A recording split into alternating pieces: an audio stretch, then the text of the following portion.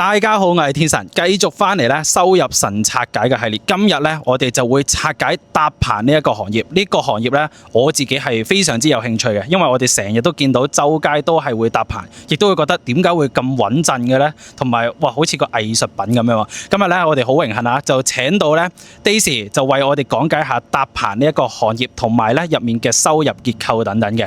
咁咧 Daisy 咧係持牌嘅女搭棚師傅啊，好勁。咁陣間咧會同大家講多啲。好啦，咁我哋不如請 Daisy 簡單介紹下自己先啊。係，大家好啊，我係 Daisy 啊，依家就31歲，咁我做咗搭棚就大約5年。我想講咧，我拍咗咁多個，全部都係90後嚟嘅。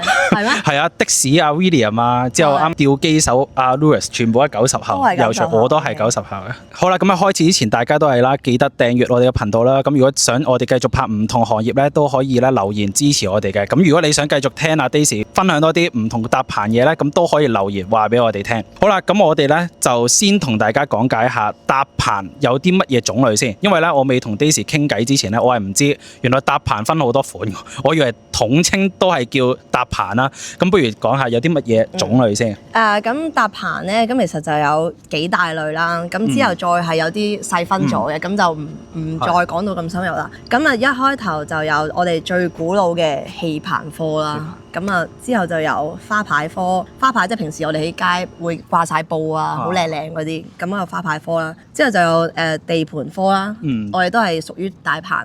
地盤同埋灰水咧個樣就好似嘅，啲人就係分唔到佢兩個有咩分別啦。咁其實地盤棚咧就係跟棟樓一齊上嘅，係啊。咁灰水棚咧就係佢係大型嘅外牆維修棚啦。咁佢就係本身有棟嘢喺度，之後再搭個棚包住佢。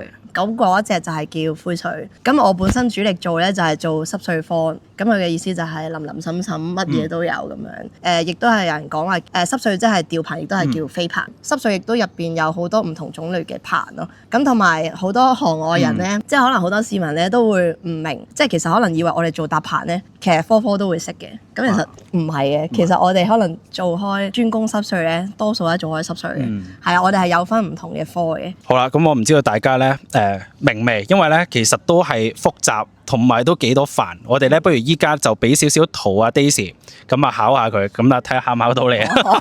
好啦，咁我哋依家睇下第一張圖先。啱啱你講咗好多棚啦，呢個棚啱啱話跟住棟建築上嘅，呢個係咩棚？呢一個就係灰水棚。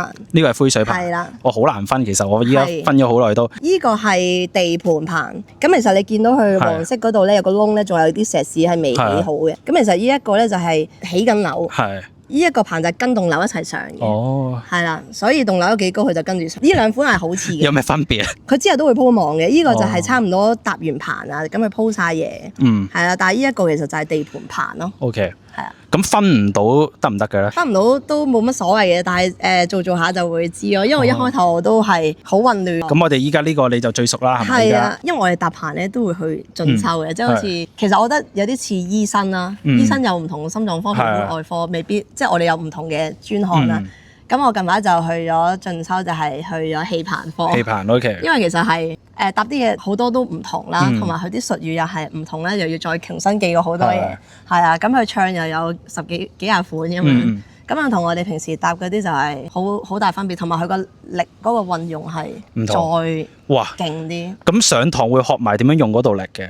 其實就冇上堂嘅，因為我而家本身做開搭棚咧，我就一嚟就問佢哋可唔可以去學，咁佢哋就會過嚟叫我嚟翻。哦，我明啦，即係一路翻一路學咯。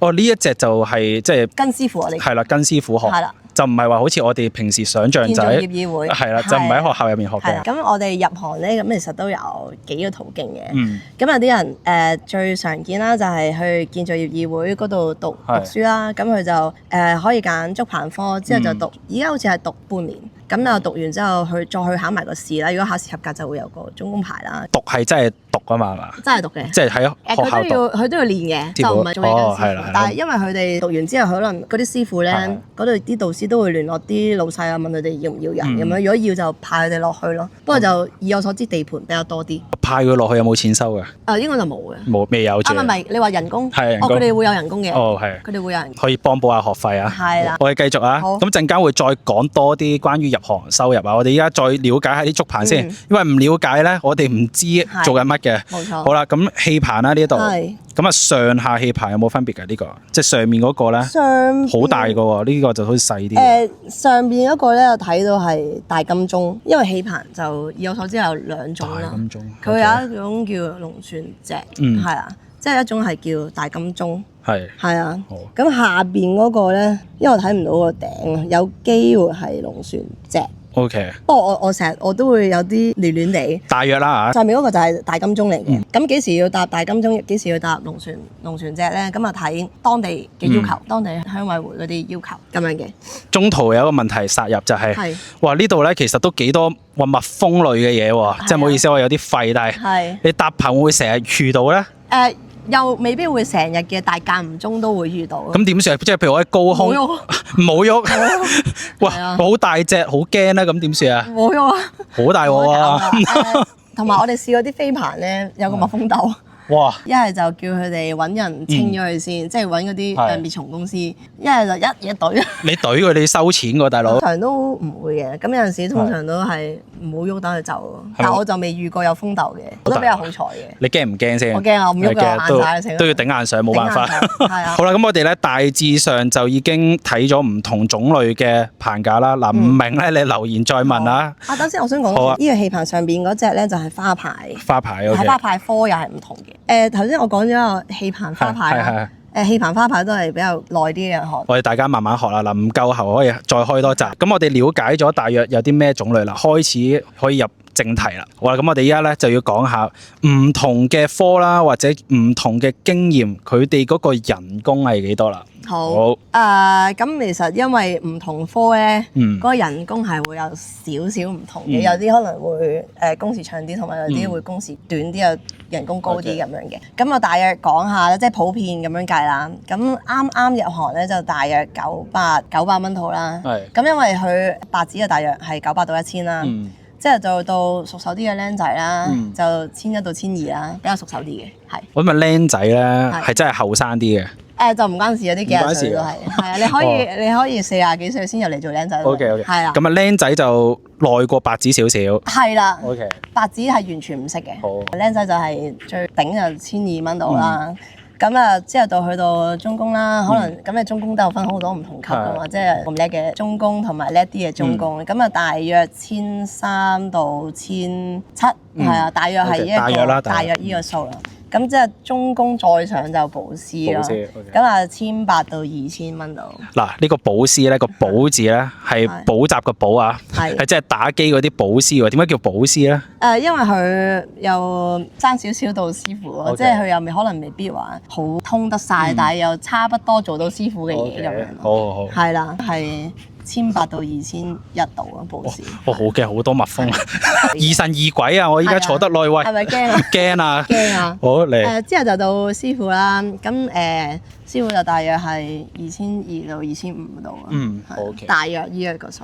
有冇話咧幾多年度啊？即係每一個職位，譬如由白紙去到師傅。睇天分。睇機會。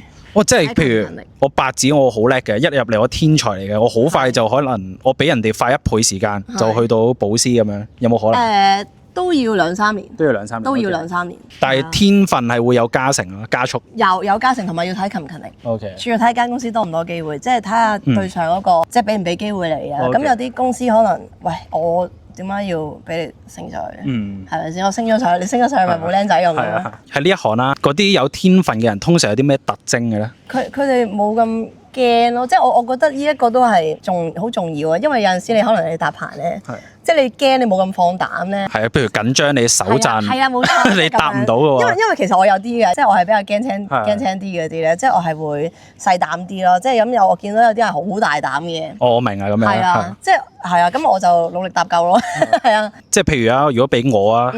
我係高空工作，我要拎住條棚，我要擲我手震嘅話，我都擲唔到，所以就我又未對到話會手震嘅，但係咧可能人哋擲緊嗰度，可能要咁樣拋出去，我會選擇扣多條繩先。要好夠膽去踩咯，即係譬如我識有個做招牌嘅師傅，佢係夾住條梯喺度行咯。好，啱啱你就講過啦，唔同工種有機會咧就唔同時長嘅喎，做嗰個鐘。不如講下即係普遍時長，或者係邊啲特別短，邊啲特別耐咧？好，咁其實大約分啦，咁可能氣棚啊、地盤啊呢啲，即係地盤灰水嗰啲，可能都會有大約嘅收工時間。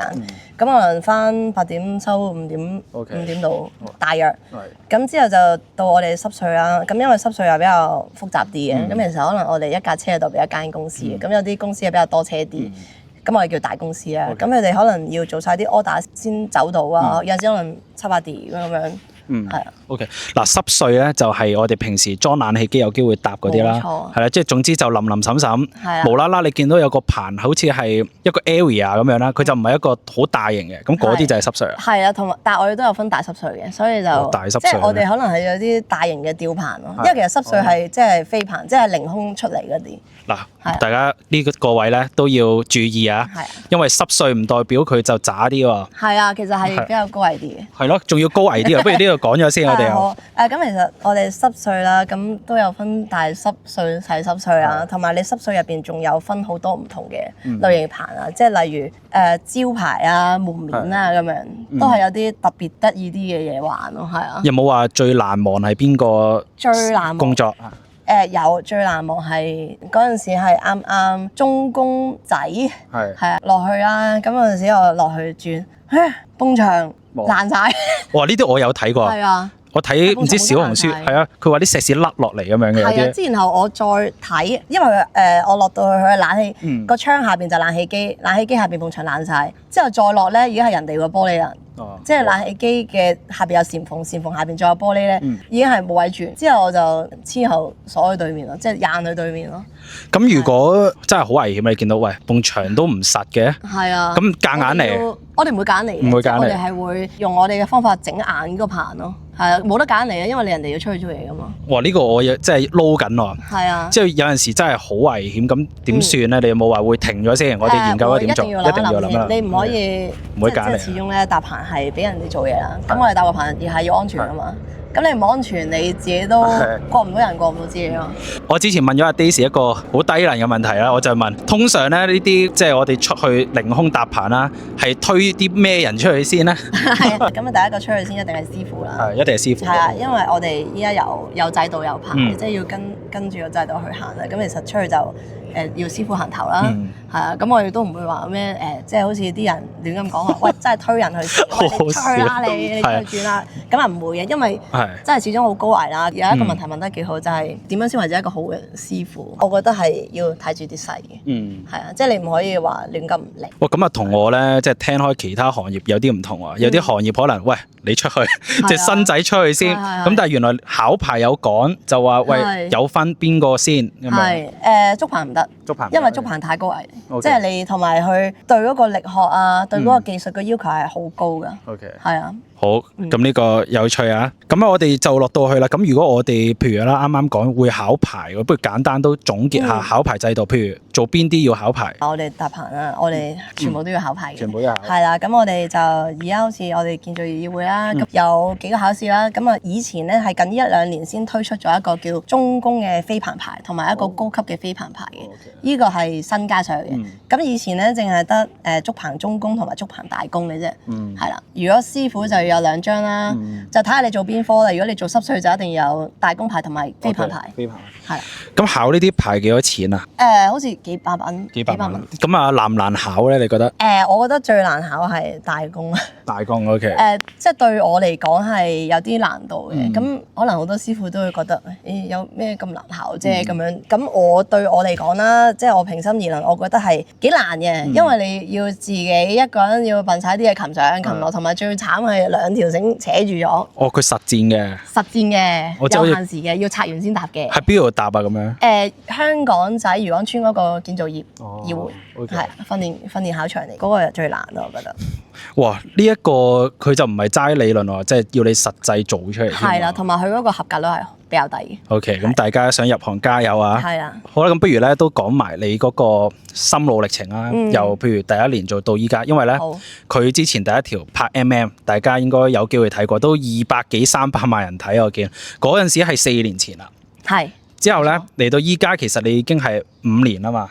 係準備第5年。係咯，咁所以咧，喂有啲唔同嘅喎，不如分享下，譬如你技術上啦，或者心態上。好，咁我嗰陣時拍咪咪嗰段片咧係啱啱入行，我諗大約10個月到啦。因為其實我頭1年咧都係搬足比較多啲嘅。咁呢樣嘢有啲搞笑嘢想分享下啦。我啱入行嗰陣時咧，我係諗住搭棚好簡單啫，一嚟就教我上棚紮㗎啦。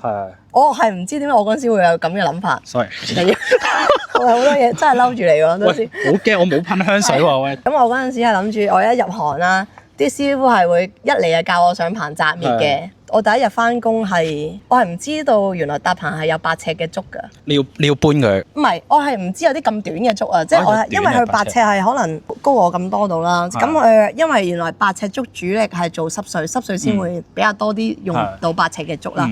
咁我一上去就坐咗喺架貨 van 度啦，哇！好似俾人拐帶咗咁嘛，即係我係唔明，因為我唔知有濕碎科啊，即係同普羅大眾一樣。我以為搭棚就係咁樣㗎嘛。我明啦。係啊，咁我係唔知有幾廿種科要去啊。咁我一入就入咗濕碎科啦，坐住架客貨 van，好似平時高 van 嗰啲，坐中間夾咗喺度咁樣。之後我死啦，好似俾人拐帶咗咁啊！之後我望佢後面，我真係搭棚嘅，真係有竹嘅，見到。係啊，咁我就頭一日係放咗工翻屋企就累低咗，暈咗啊！正常嘅，即係好似做 gym 啱啱做會痛啊嘛啲肌肉。係啊，係唔適應啦，同埋真係好辛苦啊！我覺得。咁有冇發生過啲好搞笑嘅情況咧？其實有2單，我真係好想分享。講第1單先啦，都係啲戇鳩嘢嚟。咁我嗰陣時上網揾工㗎嘛，咁我係問高尚職業搭棚佬嗰個群咧，嗰度問人哋有冇人請女仔嘅。咁之後咧，咁我就有一個人喺 Facebook inbox 我啦，佢就話佢咩都冇講嘅喎，8點半嘟食早餐。咁我就覆咗一句，我都唔識你，我做咩同你食早餐？係啊，佢直接約你。係啊，因為我嗰刻係理解唔到，我原來翻工係有包早餐食嘅，咁我係理解唔到，即係佢一咁樣，所以係有啲。你以為佢想溝你啊？可能嘅。係即係咁，我覺得自己係幾靚嘅。之後，咁我係冇諗過，即係佢真係叫我翻工嘅，咁之後佢又唔應我咯，佢見我咁樣覆佢。好笑啊！呢個真係好好笑啊！依家諗翻係覺得係。分開咯，之前真係啊，唔係正常嘅。係啊，真係，因為如果係同我講話翻工咧，我都會明白嘅。但係佢一嚟咁樣，我係聯想唔到啊呢兩件事，因為我係唔知呢個翻工係包早餐嘅。我都會輕機啊嗰時食早餐。但係最慘我真係覆佢話我唔識你做咩同你食。係你覆佢你請啊。第2樣係搞笑嘅嘢啦，就係嗰陣時係本身做開濕碎啦，咁濕碎咧其實少啲會用到長竹嘅，少啲都會用，但係比較少。咁之後就去咗又係想去進修啊，就去咗做灰水。咁嗰度就係啲唐樓啦，大約9層樓喺元朗嘅，咁啊細灰水啦，我哋叫。之後咁啊又得幾個人翻工啦，咁啊全竹又係我哋啦，即係我嗰陣時啱識紮咧，咁啊上去補下滅咁樣咧，又傳又紮咁樣咧，哇真係冇力啊！咁我又要傳啦，啲竹仲要係青色嘅，青色係咩意思啊？啲竹係未收水。所以係會比較重啲。你見而家啲竹咧黃色嘅，係啊，未收水之前係青色嘅，就會係好重，重1倍到。之後咁我哋傳上去嗰陣時咧，一係傳起碼50幾支啊，一路係咁傳。50。哇！之後傳到冇力啊，輕咗機啊，之後咧，咁我梗係唔係放啦。之後我就冇望上去，我諗住佢會嗌我噶嘛，或者會扭啦。我就係咁對，突然間上面嗌喎。之後咧，我喺度想哇搞咩？即係佢嗰種嗌咧，佢唔係真係大嗌嗰隻。屌嗰隻嗌，上面屌我。示範下。屌冇人再懟啊！乜嘢唔會再懟？即係我原來係唔想懟到佢嗰個重要位咯。我真係懟到，我真係唔知，因為冇望上去太攰咧。即係我諗住佢會嗌停我，點知佢又冇嗌停我，但嗌落嚟屌臭我咁咯。佢係收斂咗啊！佢嗰陣時同我講佢懟到佢嘅春袋，笑死我！呢單嘢係幾好笑嘅，我覺得。佢仲喺咪度同你做咧？因為呢個圈子都比較大啲啦，咁佢都係以我所知佢都係做緊灰水師傅嚟嘅。OK， 都仲做緊。都係仲做緊，不過係老師傅，係啊，都對我幾好嘅。哦，係啊。咁你有冇做 gym 去練下啲肌肉？頭嗰幾年真係冇咯，太辛苦。收工係唔會想再有動力去做任何嘢咯，係啊。嗰陣時都做咗啦。係，冇錯。咁但係依家咧？join咗，但係都少咗。你有 join 嘅？OK。我因為本身諗住可能收翻個身形，之後諗住跑下咁樣，好攰啊！你啲咁樣嘅力係二頭肌。二頭肌喺邊度用力多啊？依度，因為要咁樣扯上去。OK，係啊。但係依家濕碎就唔使啦，係嘛？氣棚就可能要。其實濕碎就我覺得濕碎佢又唔係，即係我覺得濕碎可能係轉架會辛苦啲咯。好啦，咁另外咧，咁我都想問下你對行業嘅簡單睇法啦。譬如你覺得競爭有冇越嚟越大啊？又或者個行業你覺得係興旺啊，定還是可能係有個 down trend 咧？我覺得啊，即係可能近呢一年啦。咁啊，近呢一年其實我哋依行嗰個係冇咁旺嘅，即係可能多方面嘅夾擊啊，即係可能係外勞啦，講唔講得啊？外勞講得，我驚你唔講得外勞。我講得有外勞嘅咩呢行？因為可能依家政府就盤係多咗外勞啊，咁啊地盤啲師傅唔夠公開，咁啊要走入去濕去。咁咪我哋咪變相咗，可能度度都爭嘢做咯。最重要一樣嘢就係，其實我哋棚價係冇乜加過嘅，係啊。之後我哋人工又係咁加，係啊。咁其實站喺老細嘅角度係會非常大壓力嘅，即係假設我做開濕碎啦，我用濕碎為例啦，即係可能我哋搭個棚可能幾千蚊，但係問題可能我哋要幾個人去搭，咁但係啲人就會覺得啊。之後其實成個經濟都係有問題，即係同埋係又加唔到，你加咗佢哋又唔會肯用唔搭，係即係唔肯搭，或者有好多業主都可能未必哇要維修啊，即係佢哋香港經濟已經唔好，咁佢哋可能喺各方面都 cut budget 咁樣，同埋我哋呢行比較被動啲。其實啱啱你講咗一個我諗冇乜人可能會懷疑到嘅位，喂原來外勞，因為外勞咧，我覺得佢未必可以做到搭棚，因為搭棚要考牌，再加我覺得係咪香港獨有嘅呢個？我講少少歷史啦。嗱，我都係聽翻啲老師傅講啦，我要絕對要講，我要利申下先，我驚俾人插。咁其實我哋以我所知咧，咁其實我哋香港頭嗰批竹棚師傅啦，咁其實就係喺肇慶嗰邊落嚟嘅，係都係喺博內嗰邊傳落嚟。咁以前就係啲人話技術上係會再勁啲啦，係因為以前可能冇咁多科技嘢搭救啦。係咪香港係獨有或者係最多啊？香港同澳門，澳門都仲保留咗嘅，但係香港可能嗰個範數會比較多啲咯。內地有冇㗎？內地而家轉晒手腳架。哦，手腳架。手腳架即係金屬。佢哋叫手腳架。OK，係呢個係一個好大嘅 insight，我哋要繼續問落去。啱啱講過係香港、澳門最多嘛，即係最多呢類師傅啦。咁所以內地我 suppose 假設咧就冇咁多或者冇咁多人識。以我所知啊，國內係有嘅，都係有竹棚師傅嘅。但係你可能係講到係比較僻啲啊、鄉村啲啊，咁我都見到仲係會有啲，因為呢啲圍村咧都仲見到有人搭棚嘅，都有搭棚師傅嘅。咁所以點解會外勞方面啦，佢哋會落到嚟搭棚咁樣。哇！落到嚟搭棚都大鑊喎，其實係，因為我嗰時我問另一個師傅，佢做地盤啊嘛，佢揸機啊嘛，佢話外勞都好大鑊，地盤嗰面已經係淪陷咗咁滯。係啊，其實我哋竹棚方都淪淪地。所以其實係啊，嗱呢啲片係有用嘅，即係大家都要關注下呢個問題啦。同埋要講多少少就係可能金屬棚啦，即係咁可能有啲人唔係好明話，即係政府話要扼殺我哋啊。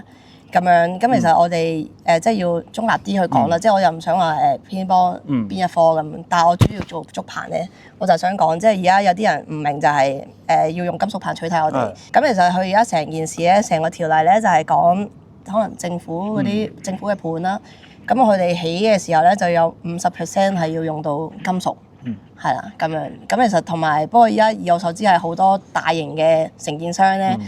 都唔用竹棚嘅啦，喺起樓方面，係啦。所以咧，竹棚我覺得係好大嘅特色。有一日咧，我經過好似係觀塘駱駝漆隔離有棟嘢，佢全部圍晒竹棚，我又覺得真係幾靚，真係似工藝，係啊。咁所以都係要保育下。咁不如講翻多啲呢一方面嘅嘢，我就唔會話，因為其他行業我可能會問，喂呢行冇得撈，咁點算咧？但係特別竹棚啦，比較特別，所以我就會問，喂你如果覺得見到式微啦，真係開始，你會點樣？可能去支持呢個行業咧？呢個問題問得幾好。咁其實即係我而家主要啊。咁其實你見我依家都係翻緊氣棚啦。咁其實點解要咁做咧？其實我就係想學多啲，即係吸收多啲唔同氣棚嘅知識。因為其實氣棚咧，即係搭棚啦，冇講氣棚，即係搭棚就係學開無涯嘅。人外有人，天外有天。即係天才或者高手咧。真係好多嘅，咁我哋要跟唔同嘅師傅去學嘢啦。咁同埋我而家主力係想做一啲文化推廣啦，即係推廣下竹棚同埋教育為主嘅，係啊。但係我係點樣做咧？就係用我嘅人工咧去維持呢個收入嘅。咁大喎！因為你搞教育或者搞啲推廣咧，其實真係冇錢賺嘅，即係有可能多人都唔明點解我要做呢啲，可能以為揾錢啊。咁老實講咧，即係如果要揾錢咧，就絕對唔會揀呢個推廣同埋教育咯，因為你仲少錢過平時你翻工。呢個係保育啊。係啊，即係其實你係要好中意去做呢一樣嘢，你先會去行到去呢一步咯。同埋你可能你要做啲文化方面嘅嘢啊，你要有呢方面嘅知識，即係你去學啦，即係你要揾好多資料啦。咁其實有陣時你收咗工，可能人哋去玩緊嘅時候，你就開住個電腦係咁喺度揾啲歷史啊、K 卡啦，即係同埋要係咁問啲前輩，究竟呢一樣嘢係啱唔啱？就好似我嗰個 Facebook page 啦，咁可能我講咗一個術語啦，咁其實我哋搭棚好搞笑嘅，即係好得意嘅。有樣嘢就係我哋係口耳相傳嘅，跟唔同嘅師傅咧會學到唔同嘅名嘅，即係有陣時會咁樣。咁可能同一樣嘢啦，佢會有3個名，但係3個名都係代表同一樣嘢咯。係咯，咁不如咧，俾個機會你宣傳下個 page 先，係啦。好 ，thank you。唔係，因為好重要啊，因為你都講到係自己揞錢出嚟，可能學又好，乜都好啊。呢個我覺得都要幫下手。OK，多謝你。好啦，因為其實我比較難啦，咁我嗰啲社交媒體噏得好鬼慢。唔係正常㗎，冇錢翻就慢㗎呢啲嘢。係啊，真係好慢，同埋攰咧，即係個人。咁其實我而家我主力係玩 Facebook 嘅。咁其實我 Facebook 有個 page 啦，叫香港竹藝。咁其實就係講一啲香港竹棚嘅史啊、術語啊，或者一啲有趣嘅嘢啦。咁啊遲啲會慢慢更新啦，因為即係始終都係自己做咧，咁就比較噏得比較慢咯。我覺得咧，有啲嘢可以同佢傾傾嘅，或者大家有啲機會咧合作咧，都可以試下聯絡 Daisy。係點樣揾你啊？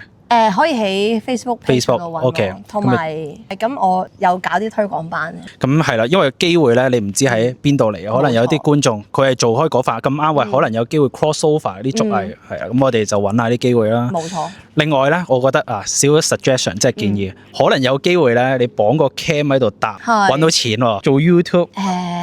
有諗過嘅。得唔得啊？其實佢師傅俾唔俾你咁做先？唔係我而家師傅。係其實冇話唔得嘅，不過就懶咯，主要都係。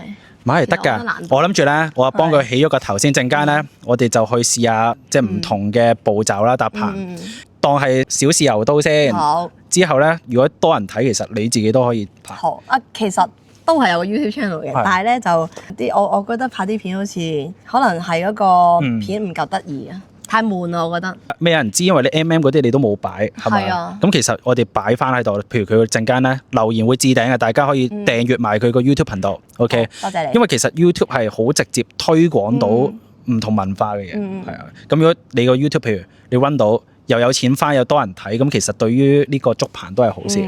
OK。好，咁我哋咧差唔多，我哋咧下一條片咧仲有就係我哋會實際去玩下啲竹棚，去睇唔同嘅嘢啦。好，咁我哋咧今日嚟到呢度先，咁啊 Daisy 可以同大家講聲多謝。好，咁啊今日嚟到呢度啊，係咁先，記得訂閱同埋留言，有咩問題可以隨時問我哋。好，拜拜。